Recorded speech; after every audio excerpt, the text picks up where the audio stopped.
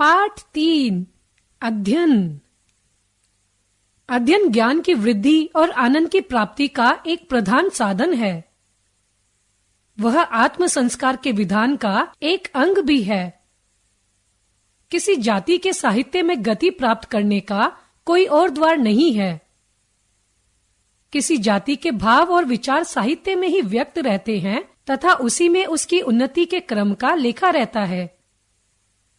मनुष्य जाति के सुख और कल्याण के विषय में संसार के प्रतिभा संपन्न लोगों ने जो सिद्धांत स्थिर किए हैं, उन्हें जानने का साधन स्वाध्याय ही है।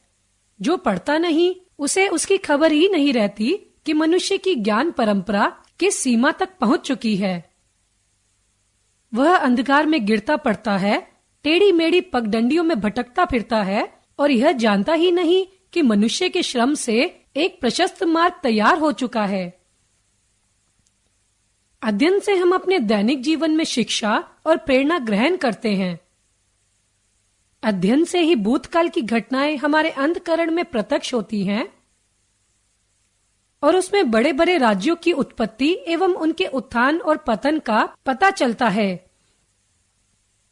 अध्ययन से ही हमें यह विदित होता है कि किस प्रकार मनुष्य की सभ्यता का प्रवाह कभी रुकता और कभी पीछे हटता, किंतु अनिवार्य वेग के साथ बहता हुआ आगे ही बढ़ता आया है और अनेक विघ्न बाधाओं को पार कर तथा भयानक कष्टों और आपत्तियों को झेलकर मनुष्य क्रमशः उन्नति करता रहता है। अध्ययन के द्वारा हम घर बैठे बड़े बड़े विद्वानों के गंभीर विचारों को जान सकते हैं और संसार भर के प्राचीन महापुरुषों के सत्संग का लाभ उठा सकते हैं। अध्ययन हमें अतुल ज्ञान भंडार से परिचित कराता है। भवभूति और कालिदास अपने काव्य द्वारा हमारे सामने उपस्थित रहते हैं। जब हमारा जी चाहे तब जायसी की कहानी सुने, जब मन में आए अंधे सूर के प्रेम और चतुराई से भरे पद पढ़कर रसमग्न हो और जब चाहे गोस्वामी तुलसीदास जी की गंभीर गिरा से अपने उद्विग्न मन को शांत करने के लिए रामचरित पढ़कर पुलकित हों। पुस्तकों के द्वारा हम किसी महापुरुष को जितना अधिक जान सकते हैं, उतना उसके मित्र, पुत्र और कलत्र भी नहीं जान पाते। जो ग्रंथकार अपने समय में आसपास के लोगों से बोलने चालने में संकोच करते होंगे, वे अध्ययनशील पुरुष के निकट एकांत में अपनी पुस्तकों द्वारा हृदय को बेधड़क खोल कर रख देते हैं। उनकी सारी प्रकृति हमारे सामने आ जाती है। विद्याभ्यासी पुरुष को साथियों का अभाव कभी नहीं रहता। उसकी कोठरी में सदा ऐसे लोगों का वास रहता है जो अमर है। वे उसके प्रति सहानुभूति प्रकट करने और उसे समझाने के लिए सदा प्रस्तुत रहते हैं। कवि, दार्शनिक और विद्वान जिन्होंने प्रकृति के रहस्यों का उद्घाटन किया है और बड़े बड़े महात्मा जिन्होंने आत्मा के गूढ़ रहस्यों की थाह लगा ली है, सदा उसकी बातें सुनने और उसकी शंकाओं का समाधान करने के लिए उद्यत रहते हैं।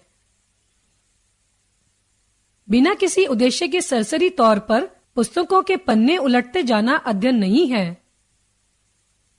लिखी हुई बातों को विचार पूर्वक पूर्ण रूप से हृदय में ग्रहण करने का नाम अध्ययन है। प्रत्येक स्त्री पुरुष को अपने पढ़ने का उद्देश्य स्थिर कर लेना चाहिए। इसके लिए सबसे मुख्य बात यह है कि पढ़ना नियम पूर्वक हो, अर्थात इसके लिए नित्य का समय निश्चित होने की आवश्यकता है। एकाग्रचित अध्ययन के लिए प्रातःकाल का समय उपयुक्त होता है। सूरदास के विषय में प्रसिद्ध है कि वे नित्य सवेरे स्नानादि के उपरांत कुछ पद बनाकर ही जलपान करते थे। प्रातःकाल का समय न मिलने पर सुबीते के लिए कोई भी समय रखा जा सकता है, चाहे सवेरे का समय हो, चाहे रात का, चाहे 1 घंटे का समय हो, चाहे 2-3 घंटे का। नियम का दृढ़ता से पालन होना चाहिए। अध्ययन में बार बार दोहराने की क्रिया भी करनी पड़ती है, जिससे पढ़ी हुई बात मन में बैठ जाए। जब मैं किसी पुस्तक का एक प्रकरण पढ़ चुका होता हूँ, तो पुस्तक बंद करके उसमें आई हुई मुख्य बातों को ध्यान में लाता हूँ। इसी क्रम से मैं एक एक प्रकरण पढ़ता जाता हूँ।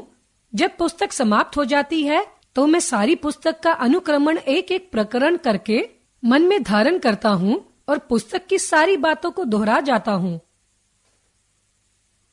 अध्ययन में नोटबुक रखने से बड़ी सहायता मिल सकती है। जो पुस्तक तुम पढ़ो उसके चमत्कारपूर्ण अंशों को लिखते जाओ, जिससे विद्वान और प्रतिभाशाली व्यक्तियों की उक्तियों को संचित रखने से अवसर पड़ने पे तुम्हें शांति, उपदेश और उत्साह मिल सके। यदि पुस्तक तुम्हारी ही हो तो पृष्ठ के किनारे ऐसे स्थानों पर निशान करते जाओ जो बार बार पढ़ने योग्य हो, जिसमें कोई सुंदर उक्ति हो, जो संदिग्ध हो अथवा जिनके विषय में छानबीन आवश्यक है। पढ़ने के विषय में हमको यह बात स्मरण रखनी चाहिए कि जो कुछ हमें रुचे उसे अच्छी प्रकार पढ़ें और चिंतन करें।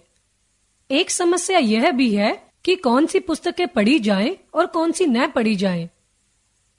भोजन सामग्री की भांति कुछ पुस्तकें अच्छी होती हैं, कुछ बुरी। प्रतिकूल भोजन के समान निकृष्ट पुस्तकें त्याग देनी चाहिए। जिन पुस्तकों की विषय वस्तु दूषित है, शब्दावली आडंबरपूर्ण है, विचार निकम्मे हैं, वे हानिकर होती हैं। सामान्यतः अच्छी पुस्तकें काल और स्थान की सीमा को पार कर आगे बढ़ती रहती हैं।